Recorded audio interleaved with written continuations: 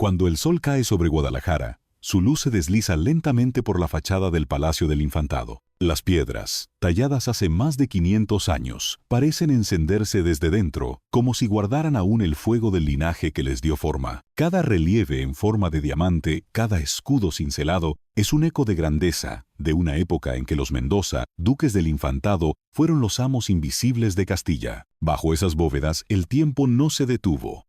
Tan solo aprendió a callar. Hoy el palacio se alza sereno, convertido en museo. Pero su silencio no es el del olvido, es el de los lugares que han visto demasiado. Aquí resonaron los pasos de cortesanos, poetas, soldados y prelados. Aquí se tejieron alianzas, se conspiró por la corona y se soñó con un imperio que aún no existía. Durante más de 2 siglos, los Mendoza convirtieron este edificio en un laboratorio del poder. No solo el poder que se impone, sino el que se hereda, se disfraza, se educa. La historia de la Casa del Infantado comienza en el corazón mismo de la transformación española. El paso de la Edad Media al Renacimiento, de los feudos al Estado, de la espada al consejo. En ese tránsito peligroso, cuando los reinos competían por sobrevivir y las dinastías se medían en sangre y alianzas, los Mendoza comprendieron algo esencial, que el poder más duradero no es el que se conquista por la fuerza, sino el que se justifica por la inteligencia. Desde los primeros días del siglo XV, los miembros de este linaje habían estado presentes en todos los escenarios decisivos, las guerras de frontera, los concilios, los matrimonios reales. Habían servido a los Trastámara y luego a los reyes católicos, moviéndose con la precisión de un ajedrecista que nunca revela su estrategia. En un reino fragmentado por luchas entre nobles y monarcas, los Mendoza lograron ser indispensables para ambos bandos. Cuando los demás se arruinaban por exceso de ambición, ellos prosperaban por exceso de prudencia. Su emblema, una banda roja sobre campo dorado, ondeó en fortalezas y conventos desde Álava hasta Granada. Pero el símbolo más perdurable de su poder fue el Palacio del Infantado. Levantado en el corazón de Guadalajara a finales del siglo XV, no era solo una residencia, sino un manifiesto de identidad. Una síntesis perfecta entre la sobriedad castellana y el refinamiento renacentista. Encargado al arquitecto Juan Guas, su diseño fundía la geometría del arte mudéjar con la verticalidad del gótico isabelino. La fachada, con sus relieves de piedra caliza, parecía flotar sobre la plaza, desafiando el peso del tiempo. A través de esas formas, los Mendoza hablaban un lenguaje que solo los poderosos comprendían, el del prestigio silencioso.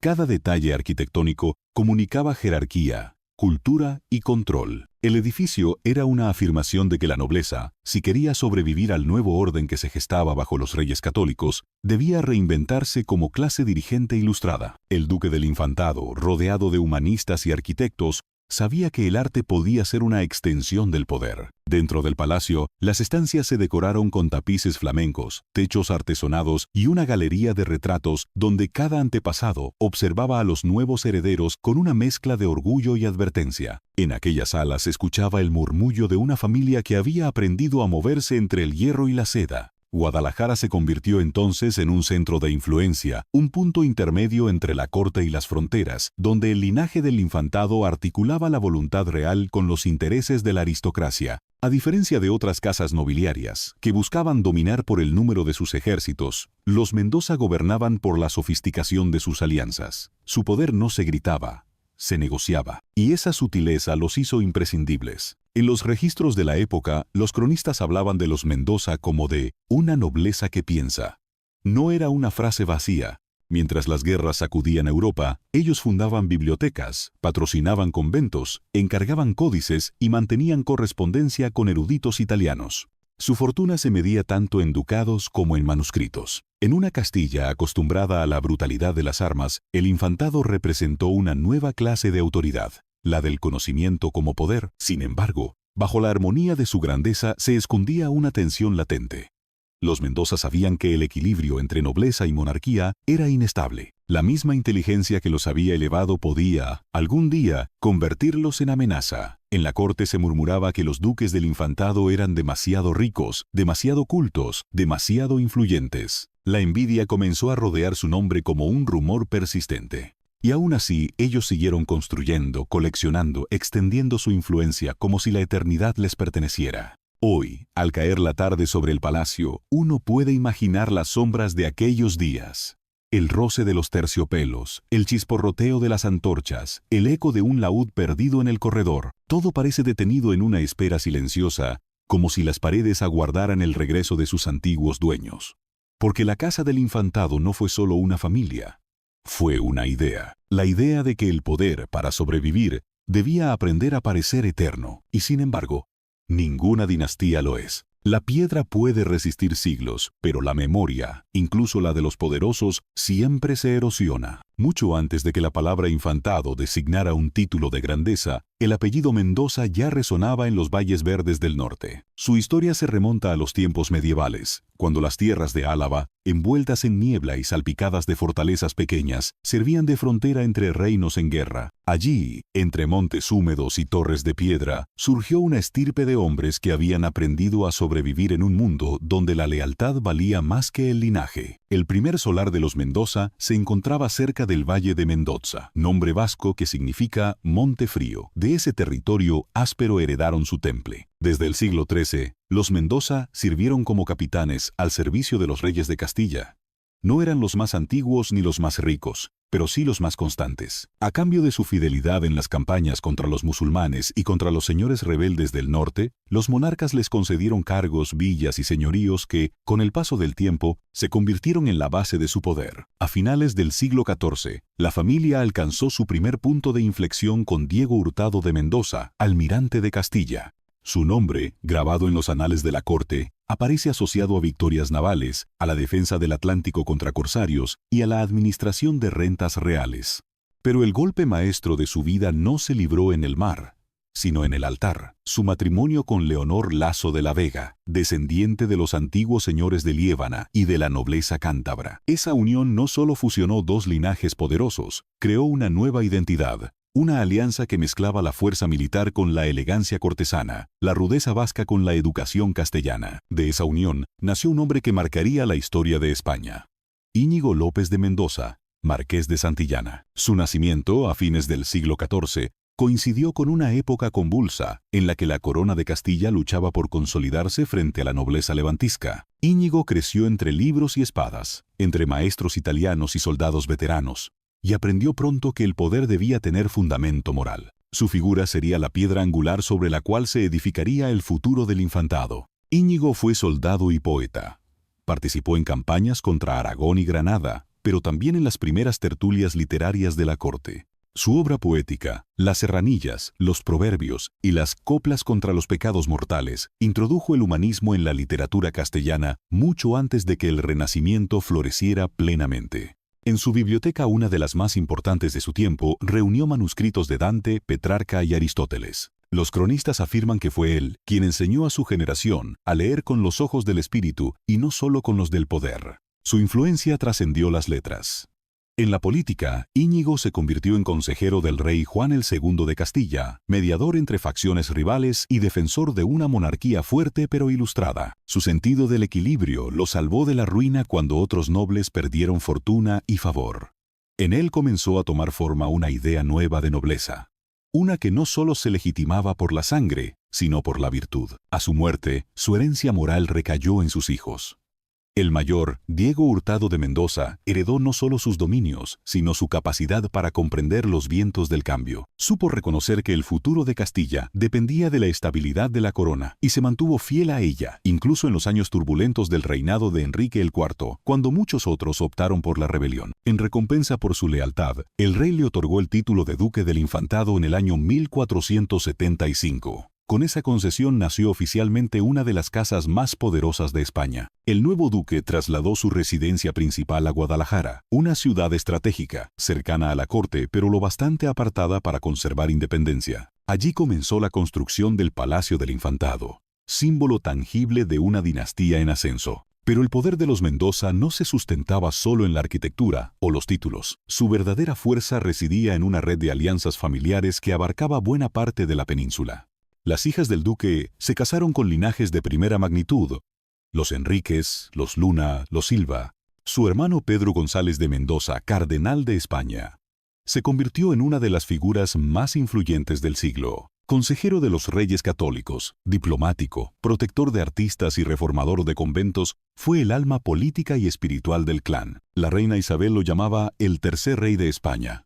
Y no era exageración. La familia Mendoza, al entrar en el círculo íntimo de los monarcas, se transformó en un modelo de nobleza moderna. Los tiempos habían cambiado. Ya no bastaba con levantar ejércitos. Había que levantar ideas. Los Mendoza entendieron que la educación, la fe y la diplomacia eran las nuevas armas del poder. Fundaron colegios, patrocinaron traducciones de textos clásicos y construyeron templos donde la arquitectura hablaba el lenguaje de la devoción y del prestigio. El siglo XV fue, así, el período de gestación del mito. En esos años, la casa consolidó su territorio, perfeccionó su imagen pública y cultivó una reputación de equilibrio entre fuerza y cultura. La Guadalajara mendocina se convirtió en una pequeña corte dentro del reino, un espacio donde el humanismo convivía con la disciplina militar. Se organizaban certámenes poéticos, justas caballerescas y representaciones teatrales. Los mensajeros del rey pasaban por sus puertas. Los embajadores extranjeros eran recibidos con esplendor.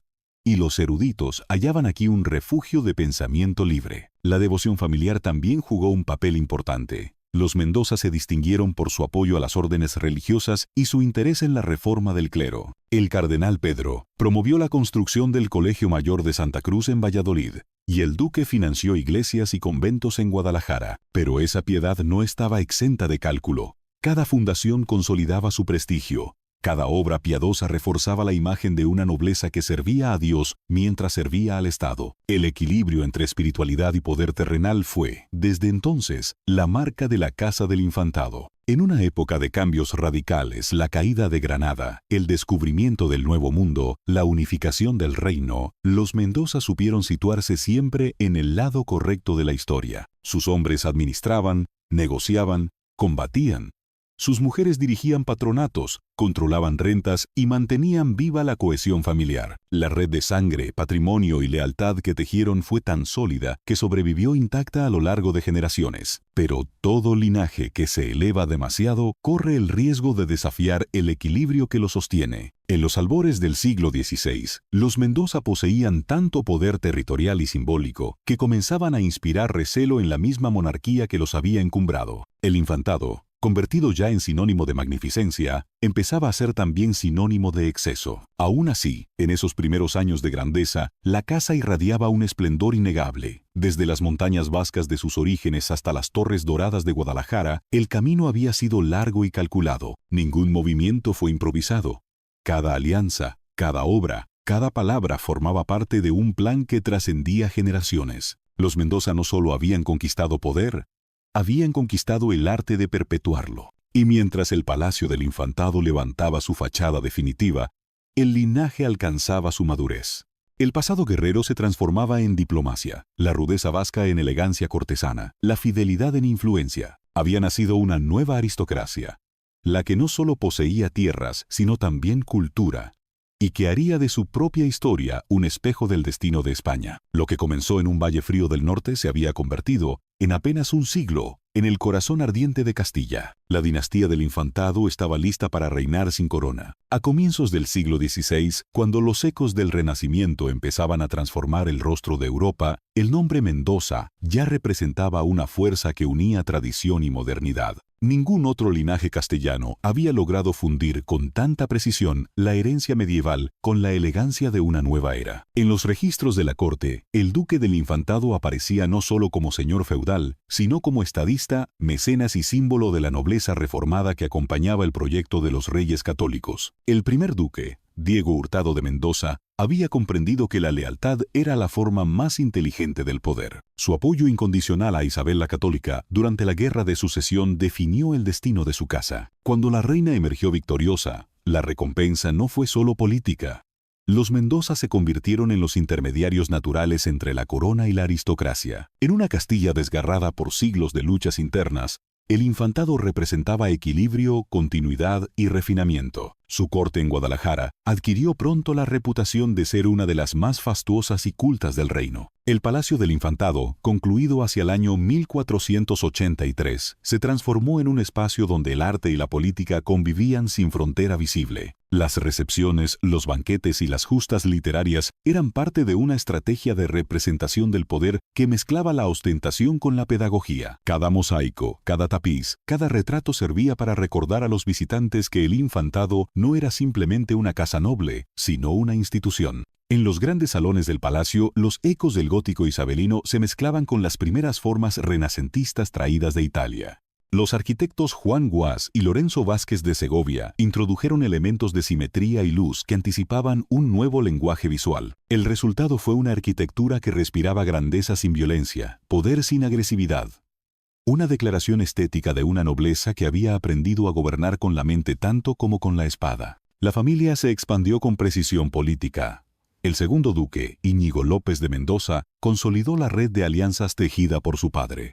Su correspondencia con el cardenal Pedro González de Mendoza, tío suyo y consejero supremo de los Reyes Católicos, revela una estrategia de permanencia: asegurar cargos en el ejército, el clero y la administración real para cada rama del linaje. En apenas una generación, los Mendoza controlaban obispados, virreinatos, gobernaciones y señoríos que se extendían desde Granada hasta Guipúzcoa. A la sombra del trono, el infantado era una fuerza discreta pero omnipresente. Los cronistas hablaban de los Mendoza como de la casa que sostiene al reino. No era una exageración. El cardenal dirigía la política eclesiástica, el conde de Tendilla la militar y el duque del infantado la representación cortesana. En conjunto, formaban un trípode que garantizaba la estabilidad de Castilla en tiempos de expansión imperial. La conquista de Granada en 1492 consolidó la posición del linaje. Íñigo López de Mendoza, conde de Tendilla, fue nombrado alcaide de la Alhambra, cargo que su familia conservaría durante casi un siglo. Desde allí administró el territorio recién conquistado con una mezcla de pragmatismo y tolerancia que asombró a sus contemporáneos. En las cartas que aún se conservan en el archivo de Simancas, se advierte su preocupación por la convivencia entre cristianos y moriscos, su atención a las obras públicas y su interés por la educación. Ese espíritu reformista era reflejo del etos mendocino. La creencia en un poder responsable, cultivado y consciente de su legado. Mientras tanto, el Palacio de Guadalajara continuaba su vida propia. Los duques lo ampliaron con jardines, galerías y capillas. La Galería de los Linajes, decorada con retratos de los antepasados, servía como salón ceremonial para recibir embajadores y prelados. Allí se celebraron los esponsales de nobles de toda España y se firmaron acuerdos que marcarían el destino del reino. La cultura florecía tanto como la política.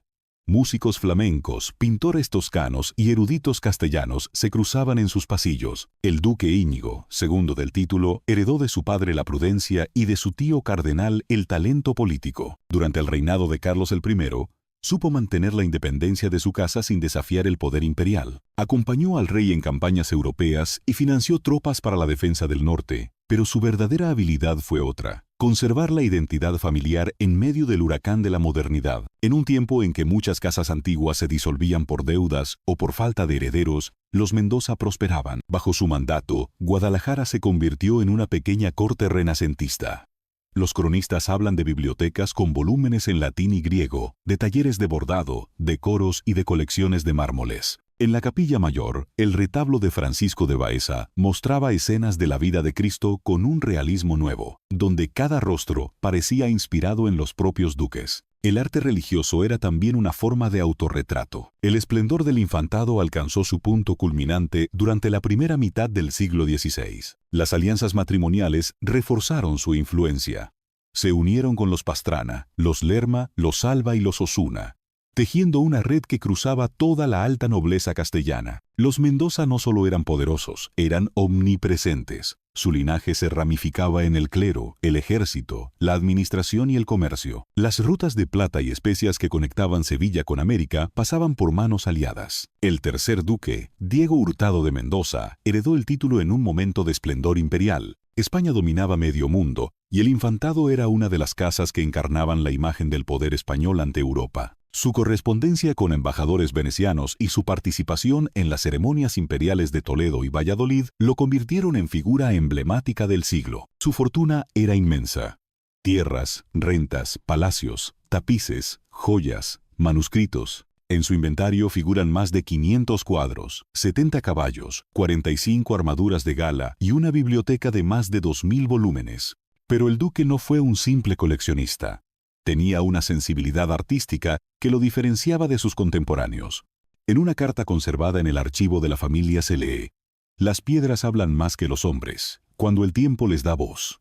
Su pasión por el arte lo llevó a encargar obras a los talleres de Burgos y Toledo y a traer de Italia esculturas inspiradas en Miguel Ángel. El Palacio del Infantado, con sus nuevas reformas renacentistas, se convirtió en una enciclopedia visual del poder mendocino. Durante su mandato, la familia alcanzó la cúspide de la grandeza y también los primeros signos de su desgaste. La administración de tantas propiedades requería una maquinaria compleja, y los gastos de representación crecían al mismo ritmo que la ambición. Los festejos, los torneos y las fundaciones religiosas eran espléndidos pero costosos. En las cuentas del año 1548 se registran deudas con banqueros genoveses y préstamos al Consejo de Hacienda. El duque mantenía su prestigio, pero su economía comenzaba a depender del crédito. Sin embargo, su influencia política no decayó. Durante las revueltas de los comuneros, el duque se mantuvo fiel al emperador Carlos I, enviando tropas desde Guadalajara para sofocar la rebelión.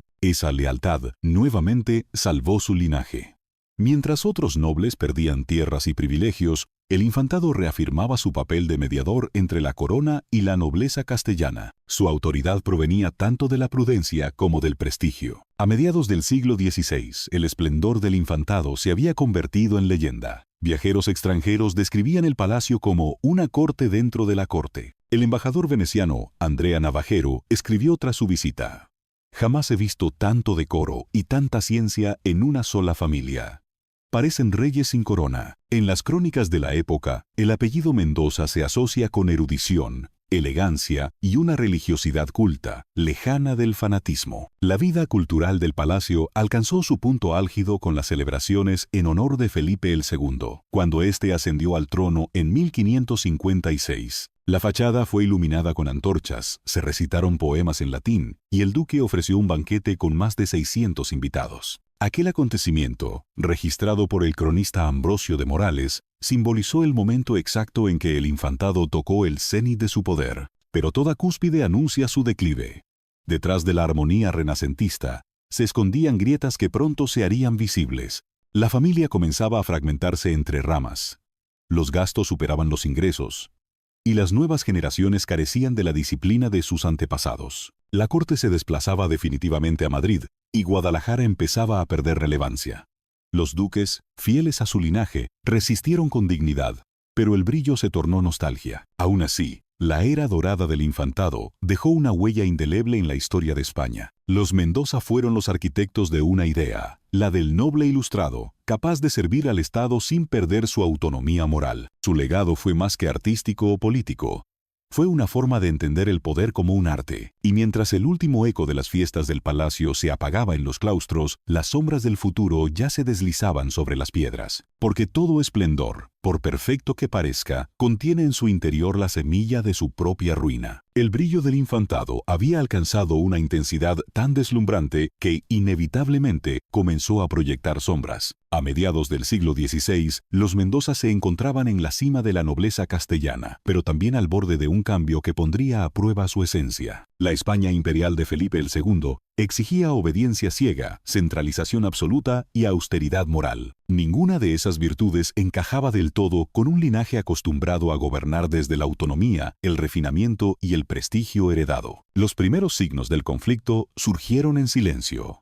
Tras la muerte del tercer duque, la sucesión generó tensiones familiares que revelaron la fragilidad interna del poder acumulado. Las distintas ramas del linaje, la de Tendilla, la de Pastrana, la del propio infantado, competían por influencia en la corte y por el control de los extensos dominios heredados. La antigua unidad, cimentada en la prudencia de los antepasados, comenzó a resquebrajarse bajo el peso de la vanidad. El cuarto duque del infantado, Íñigo López de Mendoza, heredó un título glorioso, pero también un patrimonio endeudado. Su juventud transcurrió en la corte de Madrid, recién establecida como capital del reino, donde el protocolo rígido y la severidad espiritual de Felipe II contrastaban con la exuberancia cortesana de generaciones anteriores. El duque, educado en los valores humanistas de su familia, intentó mantener el equilibrio entre tradición y modernidad, pero pronto comprendió que el poder de los nobles estaba siendo erosionado por la nueva monarquía autoritaria. En una carta dirigida al conde de Tendilla en el año 1588, el duque se lamentaba: «Nuestros mayores gobernaron por consejo y amistad.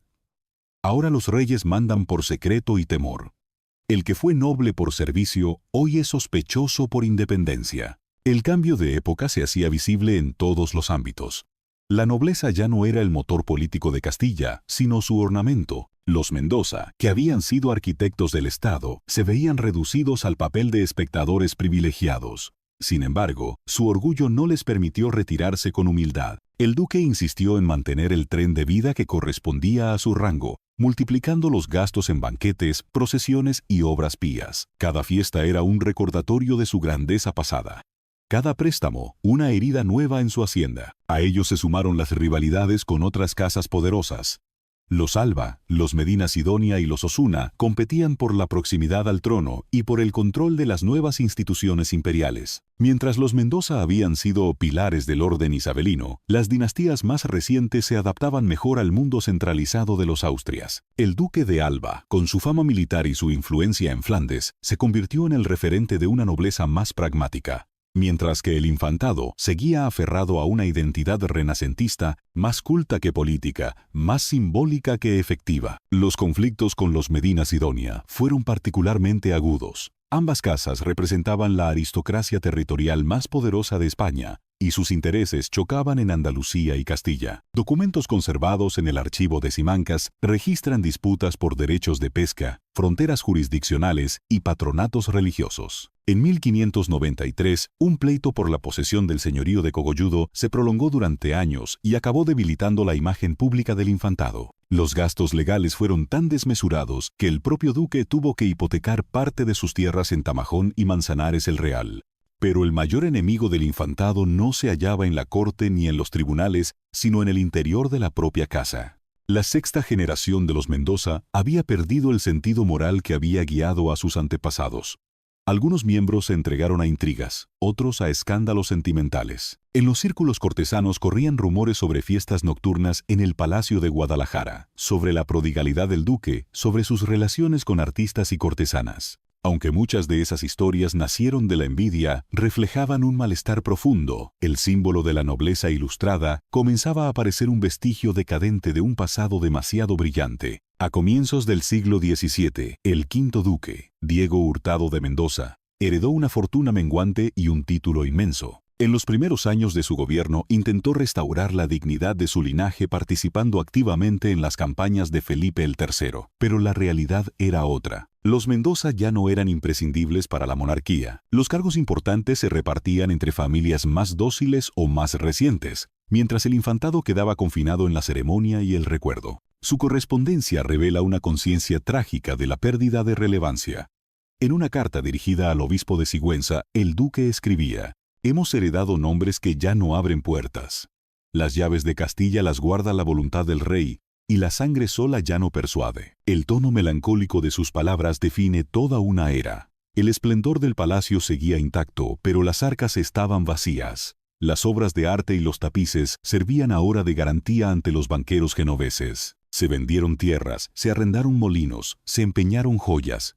El infantado sobrevivía más por inercia que por poder real. La crisis del siglo XVII golpeó duramente a toda la nobleza, pero en el caso de los Mendoza tuvo un significado más profundo. No era solo una ruina económica, sino espiritual. La corte se había trasladado definitivamente a Madrid, y Guadalajara, antaño símbolo del humanismo castellano, se convertía en una ciudad secundaria. El Palacio del Infantado, que en el siglo anterior había sido centro de cultura, ahora se abría solo para celebraciones esporádicas o visitas del monarca. La vida cotidiana se apagaba entre tapices polvorientos y ecos de un pasado que ya nadie recordaba con exactitud.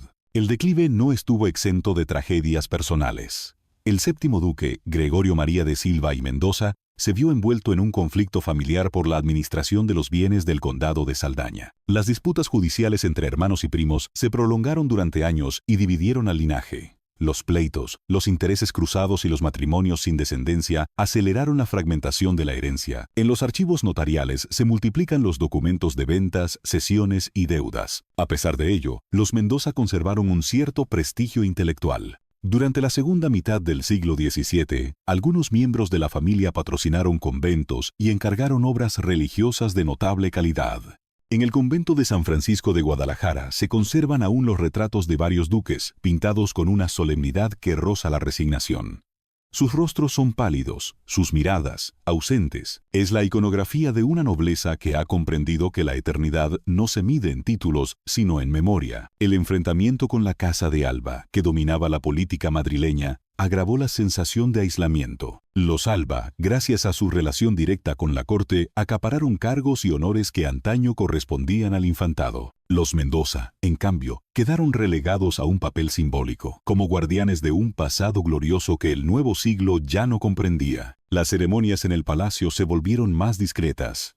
Los banquetes, más sobrios. La familia adoptó una actitud de retiro, refugiándose en la religión y en el culto a sus antepasados. Con la llegada de los Borbones al trono a comienzos del siglo XVIII, el destino del infantado cambió de forma irreversible. La nueva dinastía francesa desconfiaba de la vieja nobleza castellana, vinculada a los Austrias. El duque, deseoso de mantener sus privilegios, juró fidelidad a Felipe V, pero el gesto no bastó para recuperar la influencia perdida. Los tiempos de los grandes consejeros y de los cardenales Mendoza habían quedado atrás. La familia conservaba sus títulos, pero su voz ya no pesaba en los asuntos de Estado. El Palacio del Infantado fue, durante décadas, el símbolo visible de esa decadencia. Sus muros se deterioraban, las colecciones se dispersaban, y los salones que un día habían recibido reyes se llenaban de silencio. Aún así, el edificio conservaba una dignidad antigua, casi sagrada. Los viajeros románticos del siglo XVIII lo describen como un templo vacío donde aún flota el espíritu de los Mendoza.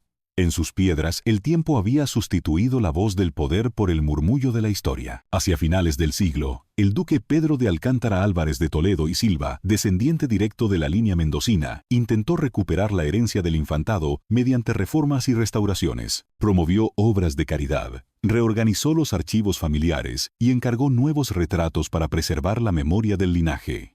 Pero el mundo había cambiado demasiado. Las ideas ilustradas, el cuestionamiento del privilegio y los primeros temblores sociales de la modernidad hacían que los títulos nobiliarios comenzaran a parecer reliquias. El lado oscuro del infantado no fue una caída súbita, sino una lenta evaporación.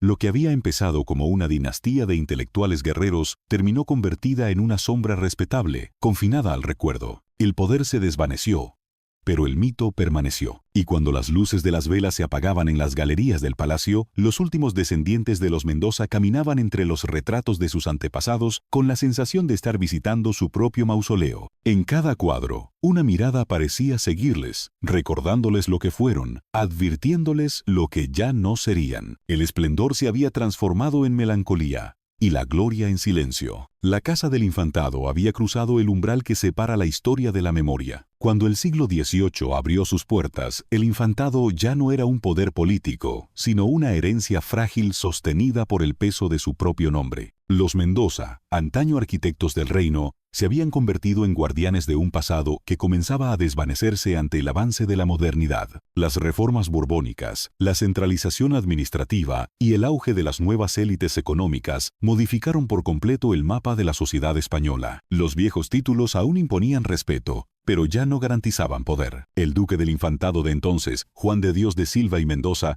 trató de adaptarse a los tiempos ilustrados. Mantuvo correspondencia con intelectuales de la corte de Carlos el III y apoyó proyectos educativos y de beneficencia.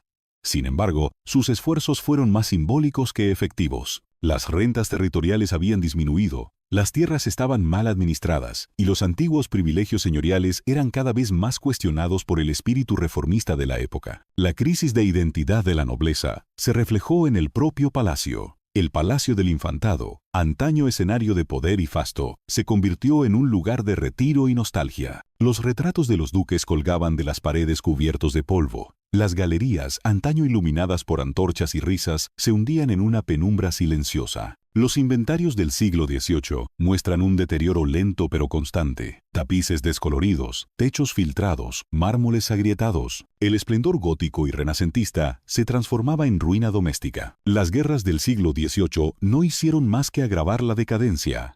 La Guerra de Sucesión Española dividió a la nobleza entre partidarios de los Borbones y de los Austrias. El infantado, fiel al nuevo monarca Felipe V, mantuvo su título, pero perdió influencia en la corte.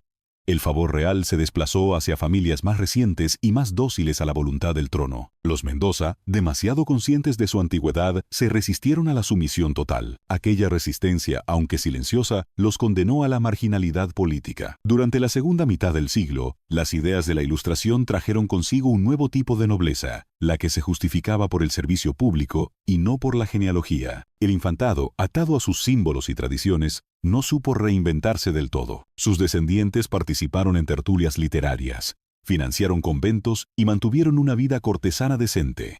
Pero la esencia del poder se les escapaba entre los dedos. A finales del siglo XVIII, con la llegada de la Guerra de la Independencia, la tragedia se hizo irreversible. En 1808, las tropas napoleónicas ocuparon Guadalajara. El Palacio del Infantado fue saqueado y utilizado como cuartel. Las tropas francesas rompieron los vitrales, arrancaron los tapices, desmontaron los altares de la capilla y se llevaron parte de la biblioteca familiar. El archivo histórico, que guardaba siglos de correspondencia, fue dispersado. Cuando los soldados abandonaron la ciudad, lo que quedó fue una sombra, el cascarón de piedra de un pasado glorioso. El duque de aquel tiempo, Pedro de Alcántara Álvarez de Toledo y Silva, apenas pudo proteger parte del patrimonio. Refugiado entre Madrid y Andalucía, intentó reconstruir lo perdido, pero la crisis económica y la inestabilidad política del siglo XIX hicieron imposible cualquier restauración. En una carta fechada en 1817, escribió con resignación: «Las piedras aún están en pie, pero el espíritu que las levantó ha huido.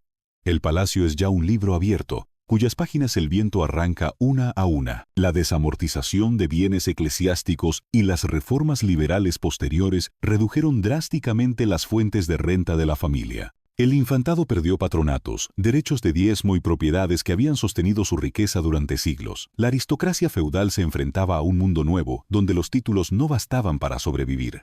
Los Mendoza, que habían comprendido la política del siglo XV y el arte del siglo XVI, no lograron descifrar la economía del XIX. El Palacio del Infantado, tras años de abandono, fue parcialmente restaurado por orden del duque José María de Silva y Bazán, quien soñaba con devolverle su esplendor. En 1854 se emprendieron obras de consolidación, pero los daños estructurales eran graves. El duque, hombre de sensibilidad romántica, convirtió el edificio en su refugio personal, llenándolo de libros y reliquias familiares. Su intención era transformar el palacio en un santuario del recuerdo mendocino. Sin embargo, el tiempo, ese enemigo que ni la nobleza ni la belleza pueden derrotar, siguió haciendo su trabajo. La industrialización y el crecimiento de Madrid atrajeron la vida política y económica hacia la capital, dejando a Guadalajara sumida en la periferia. Las viejas casas nobiliarias de la ciudad fueron demolidas o vendidas, y el Palacio del Infantado quedó rodeado de calles vacías y jardines marchitos. Los viajeros románticos que lo visitaban escribían con melancolía sobre su grandeza perdida. El escritor francés Théophile Gautier, en su viaje por España, lo describió como un gigante dormido, cuyo corazón aún late bajo la piedra. Durante el siglo XIX, el infantado fue testigo de los cambios más violentos de la historia moderna española: la caída del antiguo régimen, las guerras carlistas, la proclamación de la Primera República, la restauración borbónica. Cada nuevo régimen lo ignoró un poco más. Las rentas disminuyeron, las joyas se vendieron, los retratos se dispersaron por subastas y colecciones privadas. La familia, aunque conservaba el título, ya no podía mantener su antigua magnificencia. A comienzos del siglo XX, el palacio pasó a ser parcialmente administrado por el Estado. Algunos duques residieron en Madrid, otros en el extranjero. Guadalajara perdió su último vínculo con la aristocracia que la había hecho célebre. El edificio, convertido en sede de instituciones públicas, sobrevivía más como monumento que como hogar. El golpe final llegó durante la Guerra Civil Española. En el año 1936, el palacio fue bombardeado durante los enfrentamientos por el control de la ciudad. Los techos se desplomaron, Los frescos se desintegraron, los archivos ardieron. Los cronistas locales cuentan que, durante noches enteras, el fuego iluminaba los relieves de la fachada, como si el pasado ardiera con ellos. La destrucción fue casi total. Solo quedaron en pie los muros exteriores, testigos mudos de la tragedia. Tras el fin de la guerra, el palacio fue restaurado lentamente. Las obras de reconstrucción comenzaron en la década de 1960, impulsadas por el Ministerio de Educación y Cultura. El edificio fue declarado Monumento Histórico Artístico Nacional, y en sus salas vacías se instaló el Museo de Guadalajara. De la vida de los Mendoza quedaban retratos, armas, manuscritos dispersos. La piedra resistió. La sangre, no. El linaje del infantado no desapareció del todo. Los títulos continuaron en manos de descendientes que llevaron su nombre a la vida moderna, pero el sentido original del poder había desaparecido para siempre. Lo que alguna vez fue un eje de la política y la cultura de Castilla, se convirtió en una memoria convertida en piedra, en una advertencia silenciosa sobre la fugacidad de la grandeza humana. En las décadas siguientes, los visitantes recorrieron el palacio restaurado con asombro. Las bóvedas reconstruidas devolvían el eco de antiguas voces, y los guías contaban la historia de los Mendoza como si narraran una leyenda. En las vitrinas, las armaduras relucían bajo la luz artificial. Los tapices, restaurados, mostraban escenas bíblicas. Las inscripciones en mármol recordaban fechas y nombres que el tiempo había convertido en poesía. Así, el infantado, que había nacido de la ambición y la gloria, encontró su redención en la memoria. Ya no era el símbolo del poder, sino el testimonio de su pérdida. El palacio, reconstruido sobre las ruinas de sí mismo, se transformó en el espejo de España. Un país que resiste, que se destruye y que vuelve a levantarse. Y cuando cae la tarde sobre Guadalajara y la piedra vuelve a encenderse bajo la luz del sol poniente, parece que las sombras de los Mendoza aún recorren sus pasillos. No piden reconocimiento ni poder, solo silencio. Porque saben que, en ese silencio, habita la única eternidad posible. Hoy, cuando uno camina por los patios del Palacio del Infantado, el aire parece cargado de un silencio antiguo, un silencio que no pertenece al abandono, sino a la contemplación. En cada piedra restaurada se percibe la huella de siglos, la persistencia de una memoria que se niega a morir. Las sombras del atardecer vuelven a dibujar los relieves geométricos de la fachada, como si el tiempo, ese escultor invisible, siguiera trabajando sobre la materia para revelar, poco a poco, la verdad de su historia. El infantado ya no pertenece a los Mendoza, pertenece a España. Su destino, transformado por la ruina y la restauración, refleja el del país mismo. Grandeza, conflicto, destrucción y renacimiento. La familia que un día encarnó la alianza entre cultura y poder se ha convertido en símbolo de la continuidad histórica, de esa línea tenue que une el pasado aristocrático con la conciencia moderna. Los duques del infantado ya no gobiernan, pero su legado sigue gobernando la imaginación. En la historia de la nobleza europea, pocas casas representan con tanta claridad la evolución de un ideal. Los Mendoza fueron, en su origen, soldados de frontera, después consejeros reales y humanistas, finalmente custodios de un arte de vivir que sobrevivió a su propio ocaso. Supieron convertir la autoridad en cultura, la guerra en conocimiento y la herencia en responsabilidad. Incluso en su declive, conservaron una dignidad que los cronistas y viajeros del siglo XIX admiraron con respeto casi religioso. El Palacio del Infantado, tras su reconstrucción en el siglo XX, se erigió como símbolo de esa permanencia. En su mezcla de gótico, mudéjar y renacimiento se resume la esencia de España. Un país hecho de confluencias, de heridas y de belleza obstinada. Cada visitante que cruza su portada principal revive, sin saberlo, el itinerario de un linaje que aspiró a lo eterno y aprendió la lección más humana de todas, que la eternidad no se hereda, se construye día a día, piedra a piedra. El eco de los Mendoza se percibe aún en la cultura española. Poetas, historiadores y novelistas han evocado su nombre como metáfora del poder ilustrado. En la literatura romántica del siglo XIX, el infantado aparece como ruina noble. En la historiografía moderna, como modelo de nobleza cívica. En los estudios de arte, su palacio es analizado como uno de los mejores ejemplos del gótico final europeo, una obra que anuncia el equilibrio renacentista sin abandonar el espíritu medieval. Y en la memoria colectiva, su historia continúa siendo una advertencia, que toda civilización, por espléndida que sea, se sostiene en la fragilidad del tiempo. Pero más allá del arte y la política, el legado más duradero del infantado es moral.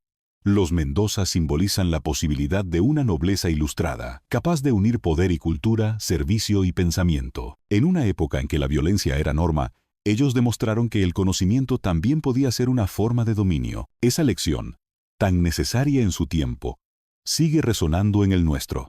El poder sin inteligencia es efímero. La inteligencia sin virtud, estéril. En el siglo XXI, el Palacio del Infantado alberga el Museo de Guadalajara.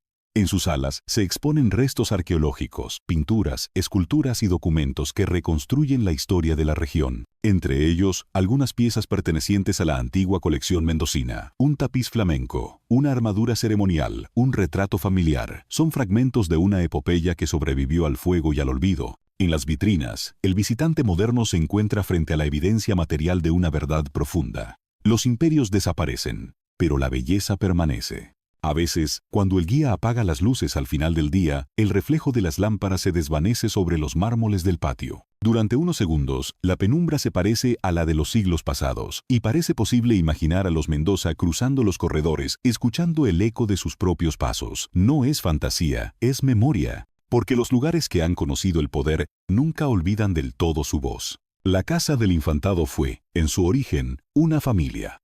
Después se convirtió en símbolo.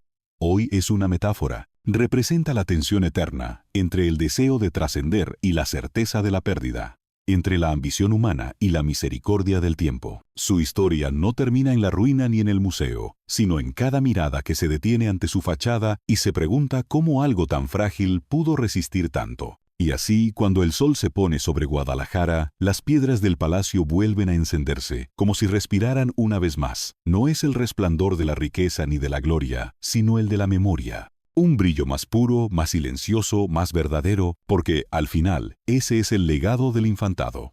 Haber comprendido que todo poder se apaga, pero toda belleza que nace de la inteligencia y del arte esa, sí puede ser eterna. El día muere sobre Guadalajara, y el sol, antes de desaparecer, acaricia las piedras del Palacio del Infantado con la misma luz que vio nacer su gloria. Durante 500 años, ese edificio ha sobrevivido a guerras, incendios y olvidos. Ha sido corte, ruina y museo. Pero por encima de todo, ha sido testigo. Testigo de la ambición que levanta imperios y del silencio que los entierra. Testigo de la belleza que desafía al tiempo y del tiempo que todo lo transforma. Hoy, mientras el eco de los pasos se desvanece bajo las bóvedas reconstruidas, las sombras parecen susurrar los nombres de quienes un día lo habitaron. Mendoza, Infantado, Castilla. Palabras que ya no designan poder, sino memoria.